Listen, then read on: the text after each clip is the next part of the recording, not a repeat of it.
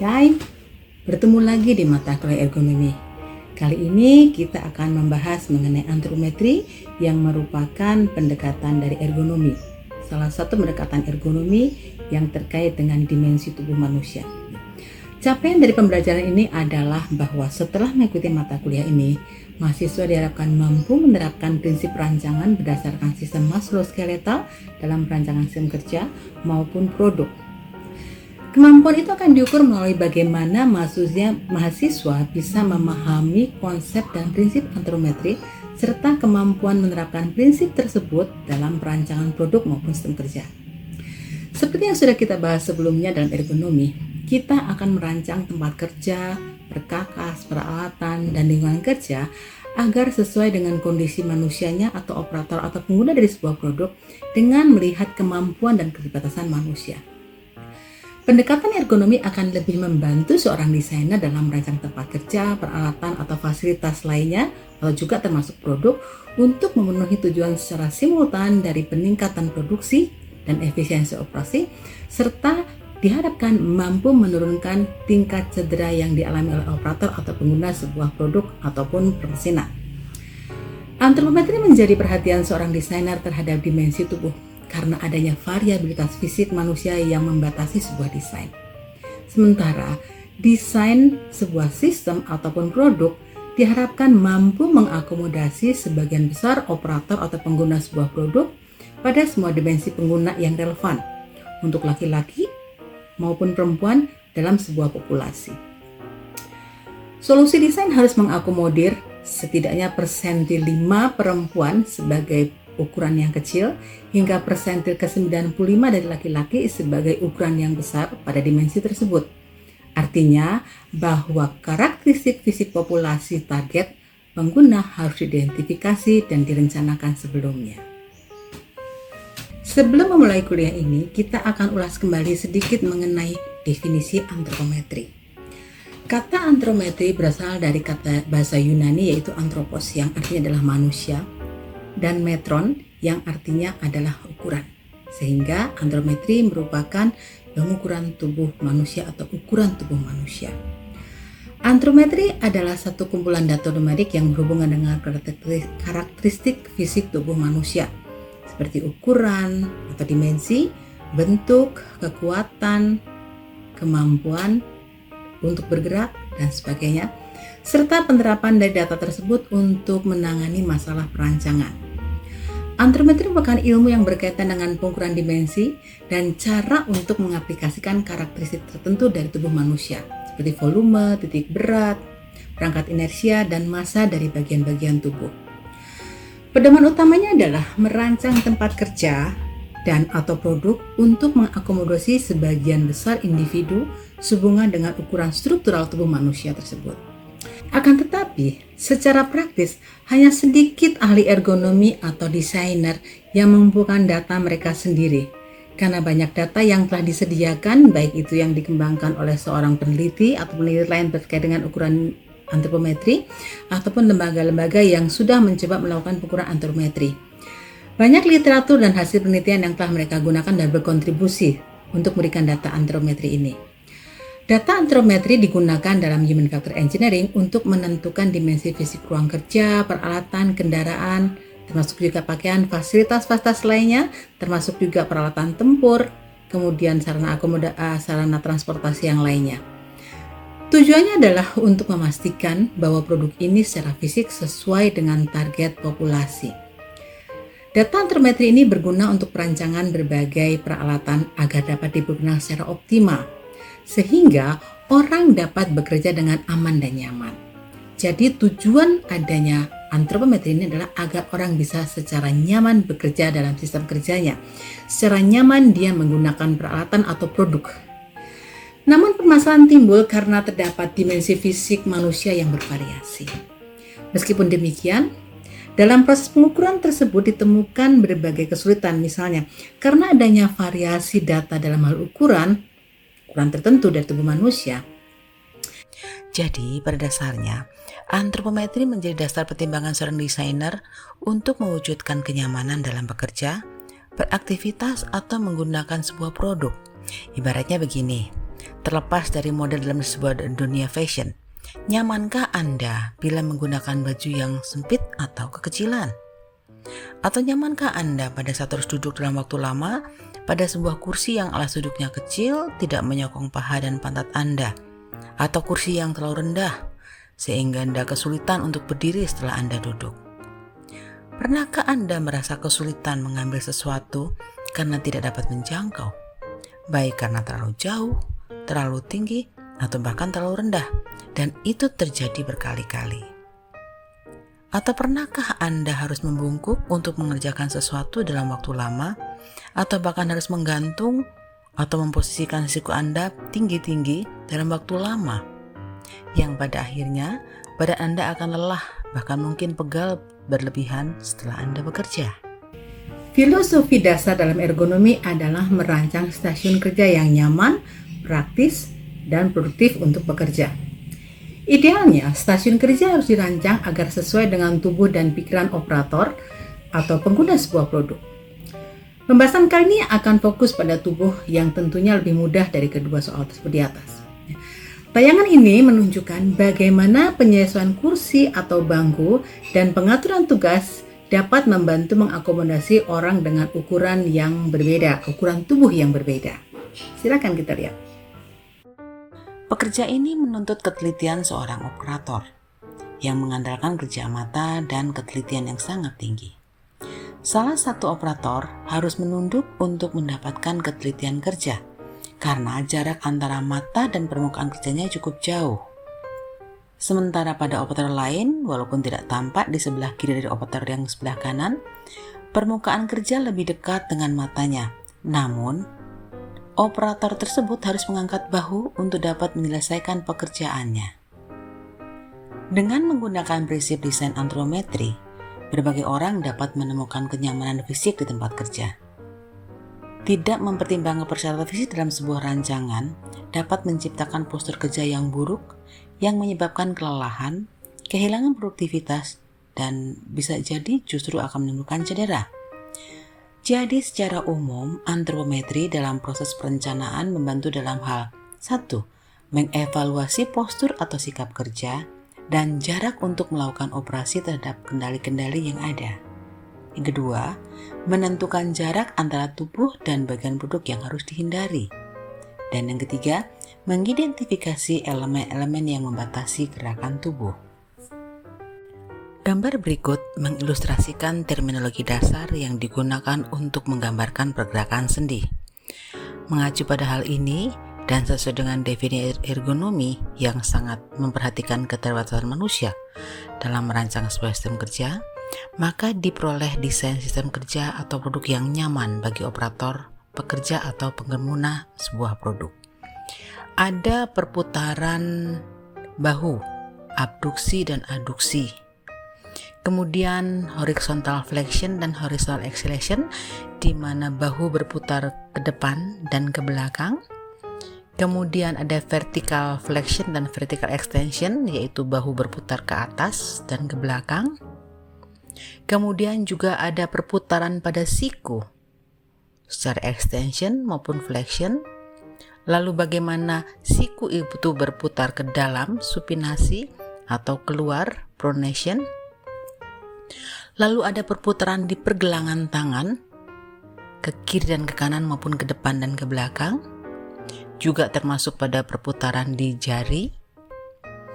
Lalu juga perputaran pada hip, pada panggul, pada pangkal paha, yaitu bagaimana perputaran paha ke atas, ke belakang, berputar ke depan maupun keluar, lalu pada saat posisi duduk. Berikutnya yang terakhir adalah perputaran pada sendi di pergelangan kaki, yaitu flexion extension, kemudian juga pronasi dan supinasi, berputar ke dalam atau keluar dari kaki. Antropometri tidak hanya memperhatikan ketinggian kerja yang sesuai, tetapi juga tentang bagaimana operator dapat dengan mudah mengakses perangkat kendali dan perangkat input. Dalam mobil, seorang pengemudi yang kecil harus dapat mencapai perangkat kendali dashboard sambil ditahan oleh sabuk pengaman. Demikian pula kendali peralatan mesin di sebuah manufaktur harus mudah dijangkau. Pada saat bekerja, manusia berinteraksi dengan benda, dengan produk ataupun fasilitas lain. Hal ini menjadi penyebab utama dalam merancang tempat kerja untuk mengakomodasi sebagian besar individu yang memiliki berbagai ukuran. Oleh karena itu, perlu dikaji dimensi fisik manusia, dimensi linier, berat isi, ukuran, kekuatan, kecepatan, serta aspek lain dari gerakan tubuh. Namun permasalahannya timbul karena terdapat dimensi fisik manusia yang bervariasi.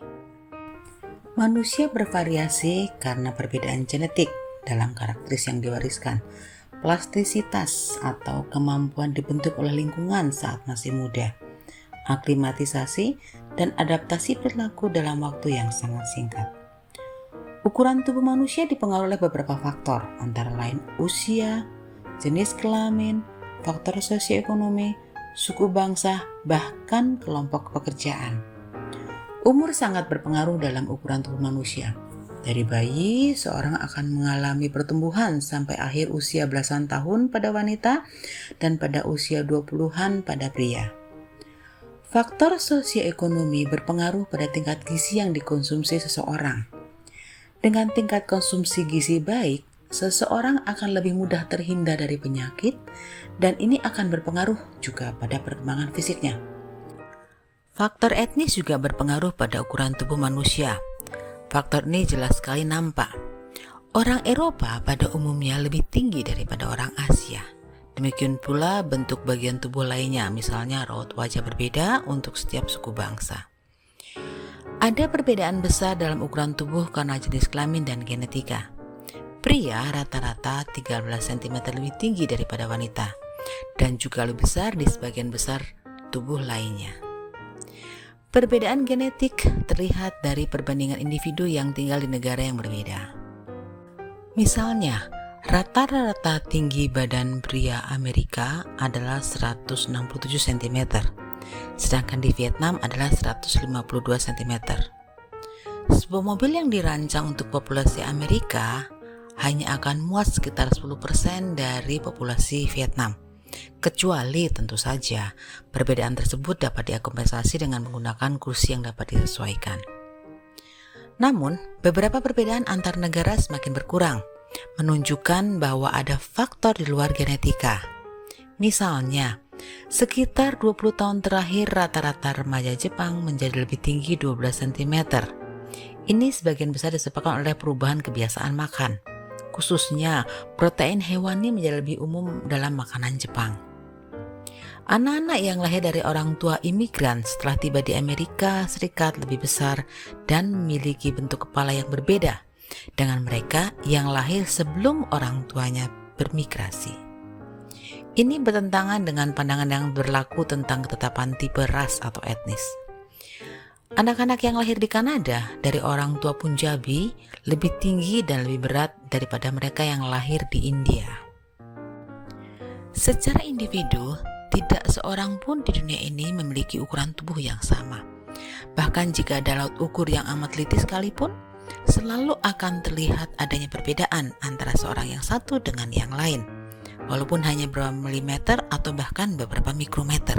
Sebagaimana telah disampaikan sebelumnya, pria dan wanita berbeda dalam berbagai segi, termasuk dimensi tubuh. Pria umumnya lebih tinggi dari wanita, dan secara spesifik lagi, sementara wanita berdada sempit dan berpayudara, sedangkan pria berdada lebar dan datar. Atau pundak pria lebih tegap dibandingkan pundak wanita, yang menurun pada bagian leher ke arah luar. Pinggul juga merupakan salah satu bagian tubuh lain yang secara spesifik memiliki ukuran umum yang tak sama antara pria dan wanita. Usia merupakan sumber variasi antrometri yang sangat jelas. Dari ukuran-ukuran ketika dilahirkan, manusia tumbuh melewati masa kanak-kanak dan remaja sampai dicapainya kondisi dewasa. Usia 18 tahun biasanya disebut sebagai berhentinya pertumbuhan ukuran fisik luar. Pada seseorang, meskipun dalam laju yang sangat kecil, masih terus berlangsung sampai dengan beberapa tahun setelah itu. Sementara tinggi sudah tidak bertambah lagi, usia 30-an banyak mendatangkan pertumbuhan diametral, seperti melebar ke samping atau menjadi gemuk. Tapi sudah tentu bahwa faktor variasi lain juga akan mempengaruhi, bukan hanya pada masalah faktor usia. Di usia lanjut, manusia mengalami gejala pengecilan, terutama karena deformasi kerangka akibat usia. Tubuh menjadi lebih pendek meskipun sedikit hanya perbedaannya. Bungkuk adalah satu wujud yang banyak dialami manusia berusia lanjut, yang memberikan variasi tambahan pada data antropometri baik terhadap bentuk maupun ukuran. Kondisi ekonomi dan kehidupan sosial yang lebih baik dikaitkan dengan ukuran tubuh yang lebih besar. Unsur ini berpengaruh terhadap antropometri melalui gizi makanan. Kelompok masyarakat berstrata sosial lebih tinggi umumnya mampu memasok makanan bergizi tinggi yang mengakibatkan lebih besarnya tubuh orang-orang di dalamnya. Kemajuan ekonomi bangsa tersebut ternyata berhasil meningkatkan tinggi badan sampai di atas 5 cm pada tahun 70-an. Keadaan sosial ekonomi masyarakat yang baik menyebabkan pada lebih besarnya peluang menjadi gemuk. Indonesia pun mengalami hal serupa. Besar atau kecilnya seseorang tampaknya tidak intrinsik bagi banyak kelompok orang. Tapi hal itu terkait dengan perkembangan dalam lingkungan yang penuh tekanan biologis sebagai respons plastisitas. Banyak negara industri menunjukkan peningkatan ukuran populasi selama 150 tahun terakhir. Hal ini sebagian karena pola makan yang lebih baik, sanitasi yang lebih baik, imunisasi anak, transportasi berpendingin yang menyediakan pasokan makanan segar sepanjang tahun, dan suplemen produk susu dan sereal dengan vitamin D. Pola hidup juga dapat mempengaruhi antropometri. Seorang binaragawan akan memiliki ketebalan dada yang lebih besar daripada rata-rata tebal dada anggota masyarakat pada umumnya. Pembalap sepeda pun akan memiliki rata-rata lingkar paha yang lebih besar daripada lingkar paha kebanyakan mahasiswa. Otot-otot yang dibentuk dari kegiatan bertani juga membedakan dari pekerja bidang lainnya. Contoh-contoh ini merupakan bentuk suatu aspek pola hidup, yaitu kegiatan fisik sehari-hari yang mempengaruhi perbedaan pada data antropometri. Center for Disease Control and Prevention Amerika Serikat melaporkan bahwa pada tahun 2011-2012 terdapat 31% orang dewasa Amerika Serikat yang berusia di atas 20 tahun mengalami obesitas dan 69% mengalami obesitas berlebihan. Sedangkan pada tahun 1950-an, 9,7% mengalami obesitas dan 33% mengalami obesitas berlebihan. Lalu bagaimana dengan di Asia? Data WHO menunjukkan bahwa Malaysia memiliki pangsa 44,4% orang dewasa, baik pria maupun wanita, 18 tahun ke atas, memiliki indeks massa tubuh lebih tinggi dari 25 kg per cm kuadrat, yang dianggap kelebihan berat badan. Thailand mengikuti dengan 32,2%, diikuti oleh Singapura dengan 30,2% dan Filipina 26,5%, sementara Indonesia itu sekitar 21%. Berikut ini adalah persentase dari populasi tingkat obesitas di berbagai negara yang dikeluarkan pada tahun 2016. Ukuran antropometri biasanya dinyatakan sebagai persentil. Secara umum dalam statistika, persentil adalah cara melihat di mana suatu hasil pengamatan akan ada di suatu rentang pengamatan lain. Sebagai contoh, jika suatu nilai jatuh di persentil 5, berarti 5% dari nilai yang diambil adalah sama atau lebih rendah dari nilai tersebut. Jika nilai ada di persentil 95, maka 95% dari nilai lain sama atau lebih rendah dari nilai tersebut. Dengan kata lain, persentil K bisa diartikan sebagai nilai di mana ada K persen nilai data yang lebih kecil atau sama dengan nilai tersebut, dan 100 min K persen nilai data sama atau lebih besar dari nilai tersebut. Di statistika, persentil diperoleh dengan mengambil satu set data numerik, diurutkan dari kecil ke besar, lalu dibagi ke 100 kelompok dengan jumlah titik data yang sama. Yang paling umum adalah ukuran persentil ke-5, ke-50, dan ke-95. Sebagai contoh, suatu plot histogram dari postur tubuh pria dewasa di Amerika Serikat menunjukkan distribusi normal dengan nilai median 68,3 inch, dan ini adalah persentil 50. Setengah dari populasi pria lebih pendek dari 68,3 inch, sementara setengah populasi lainnya lebih tinggi.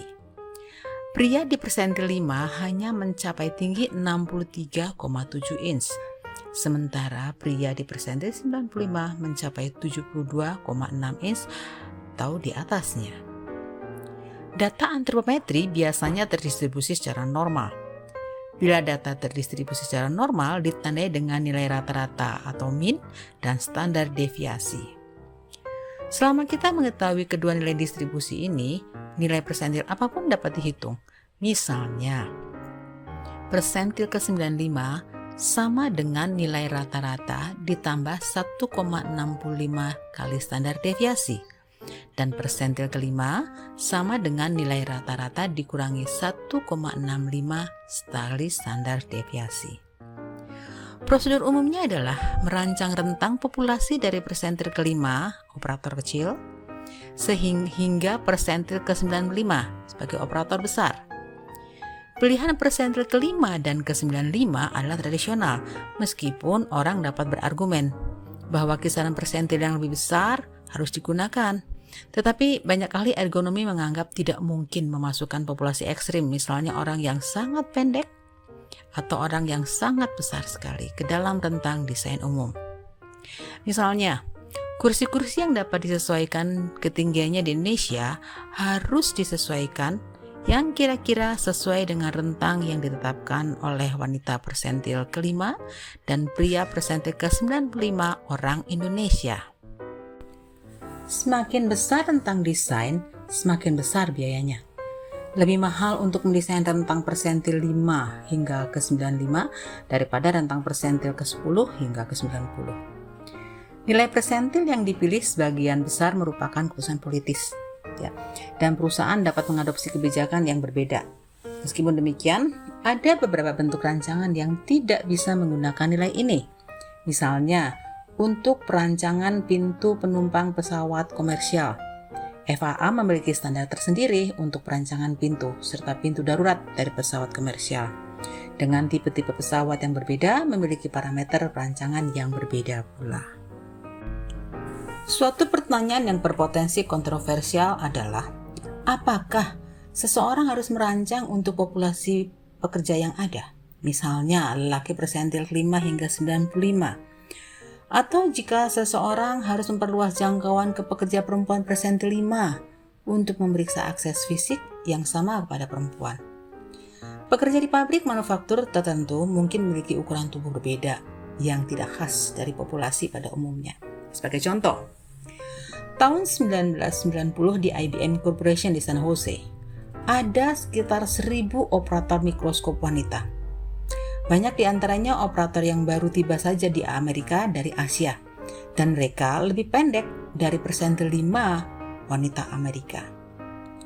Dengan demikian akhirnya banyak operator harus berupaya besar untuk bisa mendapatkan fokus penglihatan pada saat mereka bekerja, dan mereka tidak bisa meletakkan kaki mereka ke lantai, jadi kakinya menggantung. Nah, oleh karena itu maka dilakukanlah pengukuran terhadap 17 dimensi antropometri yang berbeda dari operator yang ada dan menghitung rata-rata serta standar deviasi serta mencari ukuran persentil 5 dan ke-95. Nah, langkah-langkah ini digunakan untuk menentukan langkah-langkah yang tepat untuk workstation di mikroskop di perusahaan tersebut, sehingga dengan harapan bahwa mereka yang bekerja tetap bisa nyaman dalam bekerja. Ada dua cara dalam pengukuran antropometri, yaitu antropometri statis dan antropometri dinamis. Antropometri statis ini berkaitan dengan pengukuran keadaan dan ciri fisik manusia dalam keadaan diam atau dalam keadaan yang dibakukan atau standar, yang di dalam keadaan tidak bergerak. Nah, data antropometri statis biasanya berupa dimensi skeletal, dimensi antara titik pusat persendian, ya dari tulang siku sampai dengan kepergelangan tangan, atau kalau kita dimensi tinggi kaki bagian bawah, maka dari tulang kering atau popliteal atau lipatan di belakang paha sampai dengan ke lantai. Ya.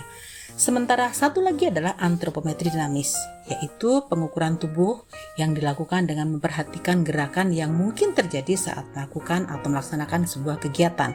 Misalnya putaran tangan, kemudian juga kekuatan jari, seperti itu. Jadi harus melakukan kegiatan baru kita bisa mendapatkan angka atau ukuran antropometrinya.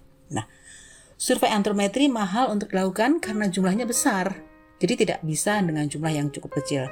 Karena jumlah yang besar inilah harus dilakukan pada sampel-sampel yang cukup besar pada orang-orang yang mewakili populasi yang akan diteliti.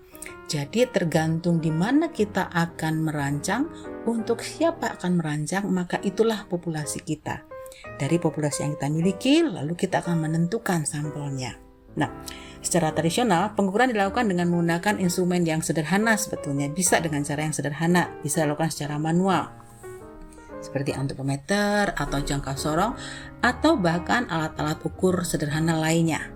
Pengukuran yang andal dan dapat direproduksi diperlukan untuk mendapatkan data yang bermakna dari pengukuran antropometri. Jadi data yang betul-betul bisa digunakan dan akurat.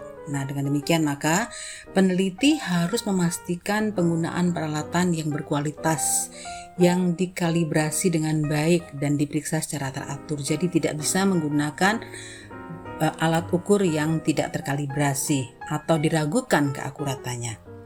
Biasanya pengukuran dilakukan dengan menggunakan alat-alat kaliper, ya, untuk mengukur dimensi struktur, misalnya menggunakan stadiometer.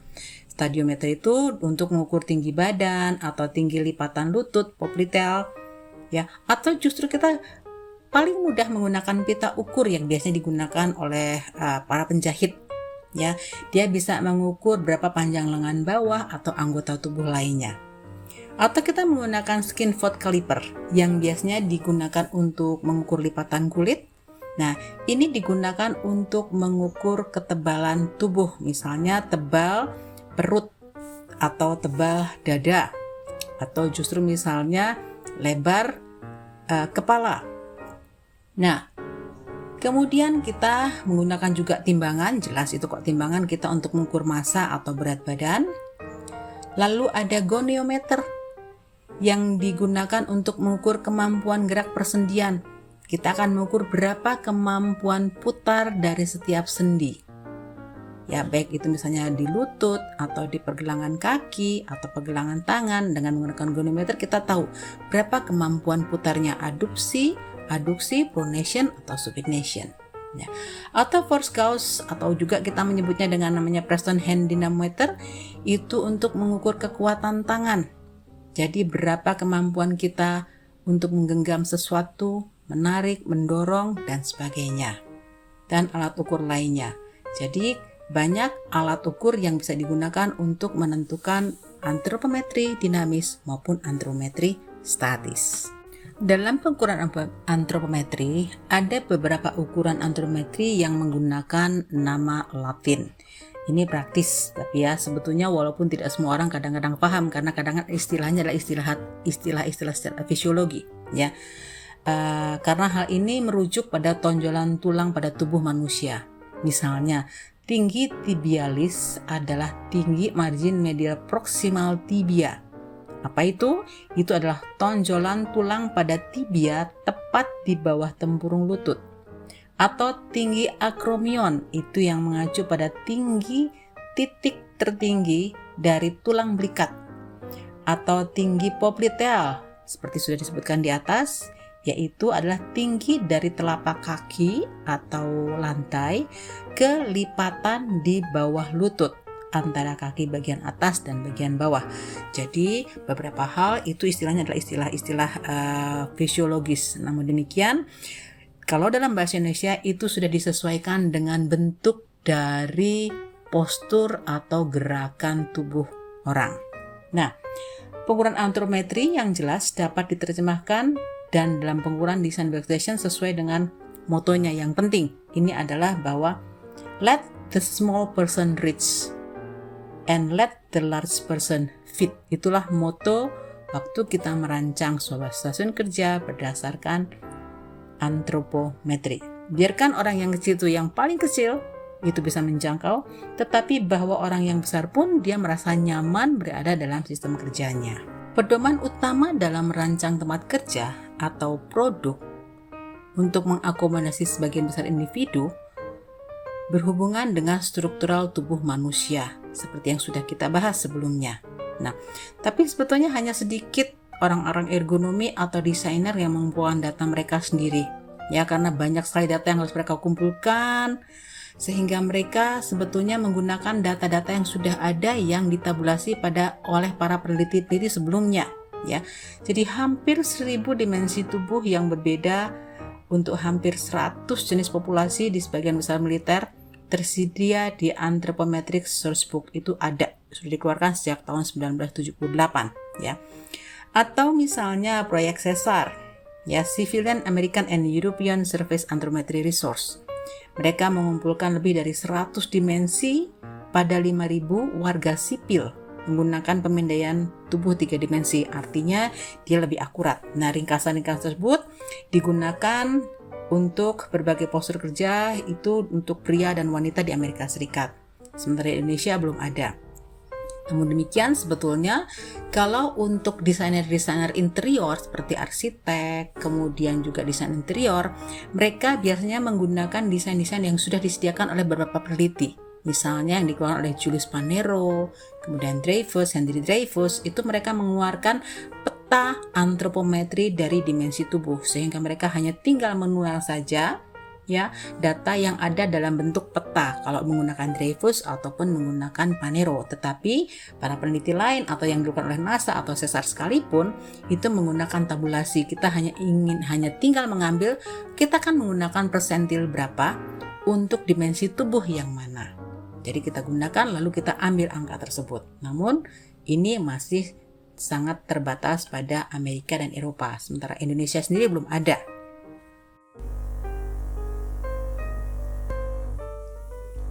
Design for externus mengimplikasikan bahwa suatu fitur rancangan akan menjadi faktor pembatas dalam menentukan nilai maksimum atau minimum dari suatu populasi yang akan diakomodasi. Sebagai contoh, ukuran bukaan pintu atau bukaan tangki penyimpanan harus dirancang untuk individu yang paling besar, dalam hal ini persentase 95 dari postur pria. Dengan demikian, 95% orang bisa keluar masuk lewat bukaan tersebut. Tapi di sisi lain, karena ada batasan soal ketersediaan ruangan, bukaan untuk kendaraan militer, seperti misalnya pesawat militer atau kapal selam, dibuat untuk mengakomodasi individu yang lebih kecil.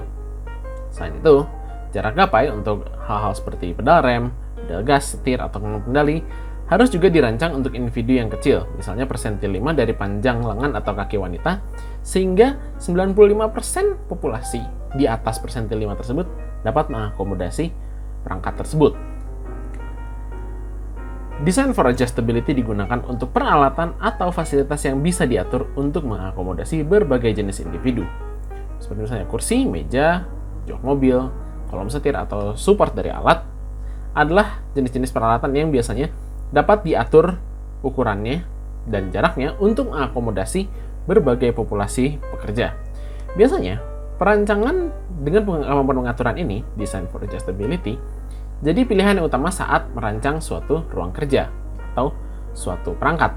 Tapi akan ada harga yang harus dibayar dengan implementasi ini karena ketika kita mulai menggunakan pengaturan, maka sistemnya akan lebih kompleks dan lebih mahal. Design for average adalah cara yang paling murah, tapi juga cara yang jarang direkomendasikan. Walaupun tidak ada individu yang dimensinya rata-rata, ada suatu situasi di mana kemampuan untuk pengaturan akan jadi terlalu mahal dan tidak praktis untuk suatu alat. Sebagai contoh, kebanyakan peralatan di industri terlalu besar dan terlalu berat untuk bisa diatur ketinggiannya. Merancang ketinggian operasi pada titik persentil 50, berarti mayoritas individu dengan ukuran rata-rata tidak akan merasa repot. Tetapi, individu yang cukup tinggi yang berada di atas persentil 95 atau cukup pendek di bawah persentil 5, mereka akan merasa tidak nyaman dengan perangkat yang didesain dengan konsep design for average. Setelah kita memiliki data antrometri, kemudian kita juga menetapkan persentil semua dari data antrometri yang kita miliki sesuai dengan populasi yang kita tuju, sesuai dengan populasi target, maka selanjutnya kita bisa merancang sistem kerja ataupun produk yang kita gunakan. Namun demikian, mengacu pada hal-hal yang tadi sudah kita bahas, bahwa let the small person reach and let the large person fit, maka ada hal-hal yang perlu kita perhatikan. Yang pertama adalah pada saat kita merancang sebuah sistem kerja, tentukan tinggi permukaan kerja dengan siku. Kalau itu adalah pekerjaan berdiri, maka sesuaikan dengan tinggi siku berdiri. Kalau dia bekerja dengan cara duduk, maka dengan tinggi siku duduk. Artinya, tulang yang menonjol di siku sampai dengan ke lantai, itulah yang disebut dengan tinggi siku, baik pada posisi berdiri maupun duduk. Nah, kalau kita lihat di gambar, ini adalah posisi bekerja dengan cara berdiri, di mana kita menggunakan bor tangan, maka tinggi siku itu kita lihat dari tonjolan tulang di siku sampai dengan ke lantai, maka itulah yang disebut dengan permukaan kerja. Ya. Kemudian, kalau kita perhatikan di sini, kenapa hal ini perlu dilakukan mengenai tinggi permukaan kerja? Ya, harus tentukan dengan postur kerjanya, ya. Bahwa lengan kita pada saat bekerja itu harus memiliki bentuk yang natural. Perhatikan sudut di siku itu harus 90 derajat. Perhatikan pula juga pada pergelangan tangannya. Ya, telapak tangan itu posisinya netral. Jika permukaan kerja terlalu tinggi, maka lengannya akan menggantung, ya. Jadi pundaknya akan menjadi lelah karena dia menggantung. Atau kalau dia terlalu rendah, maka juga akan leher dan tulang belakang kita akan lelah karena harus membungkuk menyesuaikan dengan permukaan kerjanya. Prinsip berikutnya adalah sesuaikan tinggi permukaan kerja berdasarkan pekerjaan yang dilakukan. Kalau Anda perhatikan pada gambar berikut ini adalah orang yang bekerja di sebuah meja. Ya, bagaimana kita menentukan tinggi permukaan kerjanya tergantung dari beban kerja setiap orang. Ya, semakin berat beban kerjanya atau kita menggunakan energi yang cukup besar, energi sini adalah dengan menggunakan otot pada tangan, maka permukaan kerja kita turunkan. Nah, kalau lihat di gambar situ ada pada titik yang C. Ya. Sementara kalau pekerjaan itu ringan atau bebannya lebih ringan, maka dia bisa sejajar dengan tinggi siku pada saat dia berdiri. Namun demikian, begitu pekerjaan tersebut membutuhkan ketelitian tinggi yang memerlukan fokus mata, maka permukaan kerja harus lebih tinggi. Pada gambar Anda perhatikan di situ kita naikkan sampai dengan pada posisi yang A. Atau kalau permukaan kerja mau dimiringkan, maka 15 derajat dari tinggi siku pada saat berdiri. Dan maksimal mata kita 15 derajat itu menunduk lihat ke bawah. Nah, perhatikan pula pada postur lainnya, bahwa pada saat kita berdiri, kita harus memperhatikan pada clearance, ruang di bawah meja. Ya, kalau kita lihat di sini itu ada ruang yang kosong sedikit bagian bawah untuk clearance pada kaki. Sebenarnya apa sih yang disebut dengan pekerjaan dengan beban yang berat maupun dengan yang butuh ketelitian tinggi? Sebagai contoh begini. Pekerjaan yang berat adalah pekerjaan yang membutuhkan tenaga cukup besar, terutama menggunakan otot-otot di tangan atau sekitar abdomen kita. Misalnya, kalau di dapur, para koki itu membuat roti yang diadon secara manual. Mereka tidak menggunakan mixer, tapi membuat roti yang harus mereka giling secara manual. Maka permukaan meja atau permukaan kerjanya itu harus di bawah siku karena dia harus menekan adonannya. Atau misalnya kalau ada orang yang sekarang dia pekerjaannya adalah misalnya reparasi jam, di mana dia butuh ketelitian tinggi, maka dekatkan permukaan kerjanya dengan mata. Prinsip berikutnya adalah lengkapi dengan kursi yang nyaman untuk operator yang pekerjanya duduk. Nah, di sini kita lihat ada gambar bagaimana kursi harus kita perhatikan sesuai dengan pekerjaannya. Di situ ada dimensi A dari kursi. Kalau kita lihat adalah tinggi kursi, artinya bahwa orang itu bekerja dengan kaki tidak menggantung, ya, diharapkan dia menempel ke lantai. Kemudian ada B, yaitu kedalaman kursi. Kemudian juga ada C, kita lihat bagaimana radius dari kursi tersebut sehingga bagian belakang dari kaki atau popliteal dia tidak terjepit. Jangan lupa juga bahwa ada namanya clearance. Perhatikan, clearance dengan menggunakan kursi itu adalah jarak antara permukaan meja dengan kursi, ya, dengan dudukan kursi, yang harus memperhatikan dari berapa ketebalan dari paha orang yang akan duduk di situ. Ini adalah kursi contoh yang bisa disesuaikan sesuai dengan tinggi orangnya dan apa pekerjaannya. Nah, postur duduk sangat penting untuk mereduksi tekanan pada kaki dan pengeluaran energi secara menyeluruh. Nah, karena kenyamanan merupakan respon yang sangat individual, masing-masing orang berbeda. Nah, tapi prinsipnya yang sangat ketat adalah bahwa mereka harus nyaman, tidak ada tekanan pada kaki, itu prinsipnya. Nah, oleh karena itu, ada beberapa tempat duduk yang sebetulnya bisa dibuat nyaman dengan berbagai postur. Anda bisa lihat di situ ada berbagai postur yang bisa digunakan untuk kita bekerja. Ada yang namanya front support. Kita perhatikan kursinya bentuknya seperti itu, ya, maka front support artinya dada kita disangga, ya, lalu juga lutut kita disangga. Umumnya ini adalah untuk pekerjaan yang cukup berat tapi orang melakukannya dalam keadaan duduk. Lalu ada reclining, kursi yang bisa kita miringkan sampai ke belakang.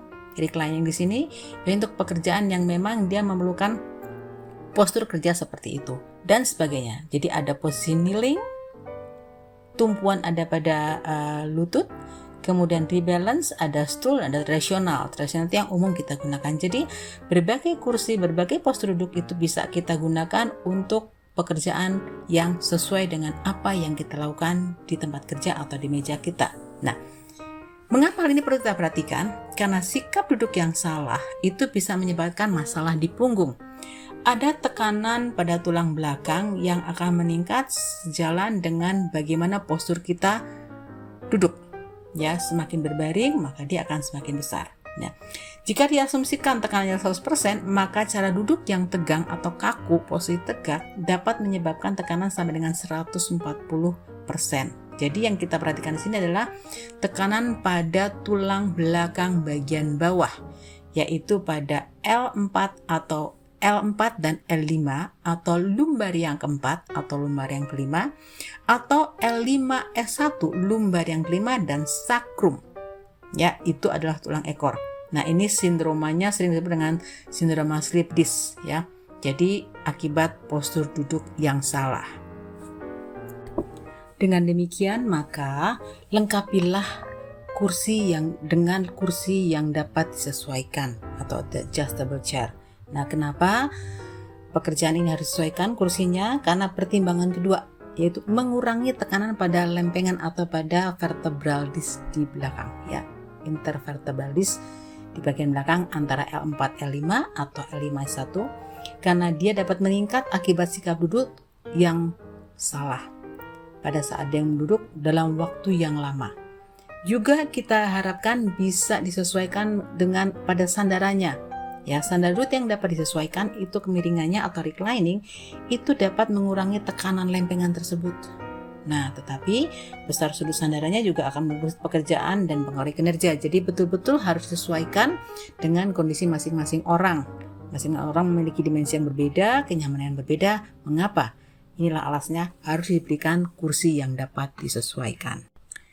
Selanjutnya, ya, fasilitasi operator atau pekerja kita untuk dia bisa mendapatkan fleksibilitas postural yang nyaman, terutama dari sarana kerjanya. Nah, tinggi stasiun kerja harus bisa disesuaikan, ya, tergantung dari tinggi orangnya, sehingga orang dapat bekerja secara efisien, baik dia dengan berdiri maupun duduk. Nah, tubuh manusia tidak didesain untuk duduk dalam periode yang panjang. Jadi kadang-kadang kita capek, kemudian kita ingin berdiri, maka pada saat kita berdiri, kita memiliki sistem kerja yang masih nyaman pada saat berdiri, baik mau duduk mau berdiri kita akan nyaman, sehingga tolong fasilitasi dengan sarana tersebut. Itu ada beberapa contoh di situ ya, sarana yang bisa membantu kita bisa bekerja dengan duduk atau berdiri. Mengapa hal ini bisa terjadi? Sebetulnya adalah karena semakin lama kita duduk bisa mempengaruhi pada suplai darah ya, karena dia mendapatkan tekanan yang cukup besar ya, atau gerakan-gerakan yang cukup ekstrim pada saat kita bekerja. Misalnya ada tekanan di salah satu anggota badan ya, dan ini yang menyebabkan pada kelelahan. Kalau ada kelelahan biasanya akan muncul pada tembakan bisa kram dan sebagainya ya. Jadi buatlah mereka nyaman dengan lingkungan yang bisa fleksibel. Lokasikan semua perkakas dan peralatan atau material di area kerja normal. Area kerja normal itu apa? Nah, kalau kita perhatikan di gambar, kalau kita rentangkan tangan yang paling jauh ke kiri dan ke kanan, lalu kita putar ke depan, maka itulah area kerja maksimum kita. Tetapi kalau kemudian tangan kita tekuk, siku kita menempel pada permukaan kerja atau meja, lalu kita putar selama dia menempel, diputar dan sebagainya, maka itulah yang kita sebut dengan area kerja normal. Artinya tangan kita rileks. Ya, area kerja normal pada gambar ditunjukkan dengan gambar yang terputus-putus, itu adalah area kerja normal. Sementara area kerja maksimal itu adalah yang jangkauan tangan paling jauh. Nah, dari kedua hal tersebut ada yang namanya area kerja atau assembling area. Nah, di tengah itu adalah pertemuan antara kedua tangan. Artinya bahwa kedua tangan tidak memiliki effort yang besar untuk dia bekerja. Itu yang disebut dengan area kerja normal dan maksimal. Semua masih dalam batas kendali tangan kita. Lalu bagaimana bila ternyata pekerjaan kita bukan hanya area kerja yang secara horizontal, bahwa kita juga ada kemungkinan bekerja secara vertikal. Misalnya bahwa kita menggantung alat-alat bantu kita itu di atas kepala kita. Maka seandainya kita memerlukan gerakan untuk mengambil peralatan yang di atas atau ada material yang di atas atau apapun, maka kita memiliki maksimum area gerakan dari tangan kita menjauh ke atas. Jadi jangan sampai dia melebihi jangkauan tangan kita, baik ketinggian dari peralatan atau apapun yang akan kita jangkau. Area normalnya adalah sama seperti area kerja horizontal, maka area kerja vertikal juga pada saat tangan kita masih bisa merasa rileks, disangga sikunya pada meja lalu bergerak ke atas dan ke bawah. Itulah area kerja vertikal kita. Prinsip berikutnya adalah lokasi yang tetap untuk semua perkakas atau material yang digunakan sesuai dengan rangkaian yang paling nyaman. Nah, sebetulnya ini terkait dengan mata kuliah di sebelumnya, pengukuran kerja, yaitu berkaitan dengan gerakan kerja atau motion study. Nah, contohnya begini, pada saat kita mengendarai mobil, kita akan familiar dengan panel-panel kita. Ya, bahwa ada panel yang di kiri, di kanan itu apa saja. Kalau kita menyalakan wiper menggunakan tangan kiri atau kanan, kalau kita mau menyalakan lampu sein menggunakan yang mana, semua sudah tetap. Nah, bahkan kaki pun tahu mengerem itu menggunakan kaki kiri atau kaki kanan. Kita untuk menginjak pedal gas, kaki kiri atau kanan itu semua tetap. Nah, sehingga mengapa hal ini perlu dilakukan? Berkaitan dengan pada saat kita sudah terbiasa dengan sesuatu yang tetap, maka kita akan menghilangkan kegiatan mencari. Ya, tidak mungkin di mobil kita harus cari-cari remnya sebelah mana, gasnya sebelah mana. Tetapi karena sudah tetap, maka itu menghilangkan pekerjaan-pekerjaan tidak perlu dan tubuh kita akhirnya menjadi terbiasa. Ya, tidak ada upaya yang besar untuk kita mencari. Jadi mengeliminasi atau meminimasi waktu yang tidak kita perlukan untuk mencari sesuatu, entah itu objek ataupun peralatan atau material dan sebagainya. Nah, karena kita tadi punya prinsip bahwa lokasi yang tetap untuk semua perkakas, material dan sebagainya untuk menghasilkan rangkaian kerja yang terbaik, maka salah satu caranya adalah dengan susun perkakas, kendali dan komponen lainnya secara optimal untuk memasuk gerakan tadi. Ya, jadi kembalikan. Ya, susun yang optimal tergantung dari berbagai karakteristik. Ya, jadi kekuatan, jangkauan dan sebagainya. Ya, atau bagaimana pengulangannya, sesuai dengan gerakan gergaji. Nah, kalau hal ini akan terkait dengan materi mengenai peta tangan kiri, tangan kanan. Nah, tangan kiri dan tangan kanan ini akan mempengaruhi pada tata letak atau susunan perkakas tersebut. Prinsip berikutnya juga sebetulnya terkait dengan yang namanya motion study, yaitu menggunakan gravity box atau gravity bin atau drop delivery. Jadi di sini untuk mengurangi waktu untuk menjangkau dan memindahkan, tetapi tidak semua pekerjaan bisa menggunakan gravity box ya. Pada saat dia produknya itu mudah pecah dan sebagainya ya mungkin tidak bisa, tetapi begitu kita bisa melepaskan dia jatuh saja, maka hal ini mengurangi gerakan menjangkau dan membawa. Dengan demikian maka area kerjanya bisa kita minimasi. Jadi perhatikan di sini, tidak semua bisa menggunakan gravity box atau bin atau menggunakan drop delivery, tergantung dari produk apa atau pekerjaan apa yang kita lakukan. Sejauh kita bisa melepaskan dan aman untuk semua kegiatannya ataupun aman untuk produknya, maka kita bisa menggunakan. Misalnya kita menggunakan luncuran ya, atau kita tinggal lempar saja, itu bisa.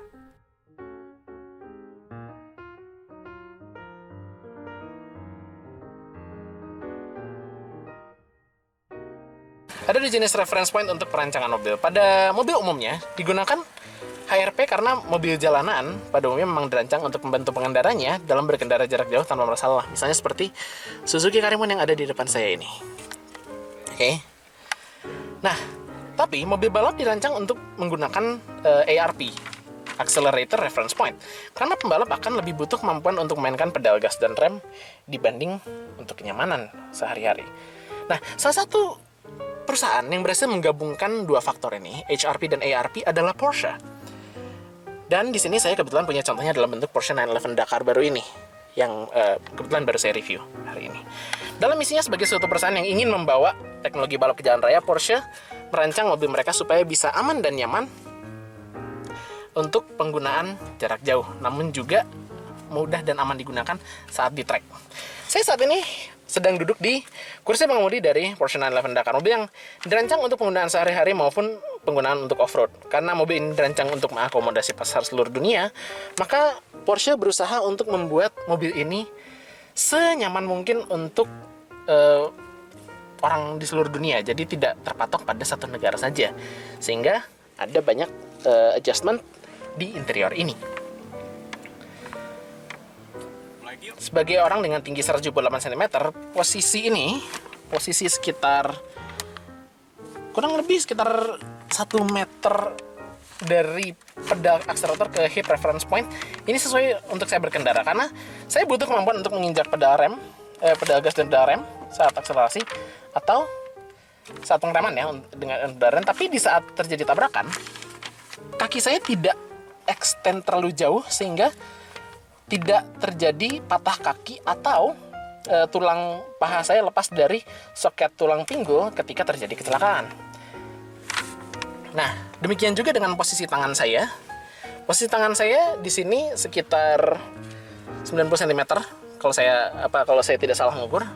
Ini pas dengan posisi mengemudi saya yang aman, karena dengan posisi ini saya punya cukup ruang untuk bermanuver, untuk menggunakan setir ini untuk manuver, tapi tangan saya juga tidak akan terdorong ke belakang terlalu jauh ketika terjadi kecelakaan yang dapat menyebabkan cedera. Nah, selain dari itu, posisi mata saya dari HRP ini, tinggi saya 178, berarti ini mungkin sekitar 85 cm. Ini posisi ideal di 911 ini. Di posisi ini saya bisa mendapatkan gambaran jelas sudut-sudut dari mobilnya. Ini saya mendapatkan kamera di posisi mata saya. Saya bisa dapat jelas sudut di sisi kanan dan juga cukup clear untuk di sisi kiri. Visibility di sini memang bagus, dan Porsche merancang jok ini dengan pengalaman yang mereka dapat di balap ketahanan. Karena di balap ketahanan, selain pembalap harus bisa berkonsentrasi untuk balap sekencang mungkin, mereka akan menghabiskan waktu lama di balik mobil, sehingga faktor keamanan dan kenyamanan juga harus dipikirkan saat berkendara. Maka dari itu, bucket seat ini posisinya memang tidak bisa diubah, tapi dengan posisi ini pengendara dapat melihat ke segala arah tanpa memiliki masalah. Saya punya visibility bagus keluar ke arah belakang, Jadi ya, untuk saya ini terhitung persentil di Indonesia mungkin sekitar persentil di bawah persentil 95. Jadi saya cenderung normal. Tapi mungkin untuk orang yang di atas persentil 95, katakanlah orang yang tingginya di atas 6 kaki, di atas 180 cm, posisi mengemudi saya ini tidak ideal karena mereka tidak punya cukup ruang untuk bergerak. Sementara itu untuk orang yang ada di bawah persentil 50 yang tingginya mungkin sekitar 160 cm, 150 cm, posisi mengemudi saya juga tidak ideal karena mereka posisinya terlalu jauh, tangan mereka terlalu outstretch. Jadi mereka tidak punya kendali yang bagus akan throttle, akan rem dan setir mereka. Untungnya karena mengetahui hal tadi, maka Porsche memberikan kemampuan untuk mengatur jok mobil supaya bisa dimajukan atau dimundurkan. Jadi ya itu tadi salah satu implementasi dari antropometri di dalam perancangan workstation, dalam hal ini workstation mobil yaitu kokpit mobil.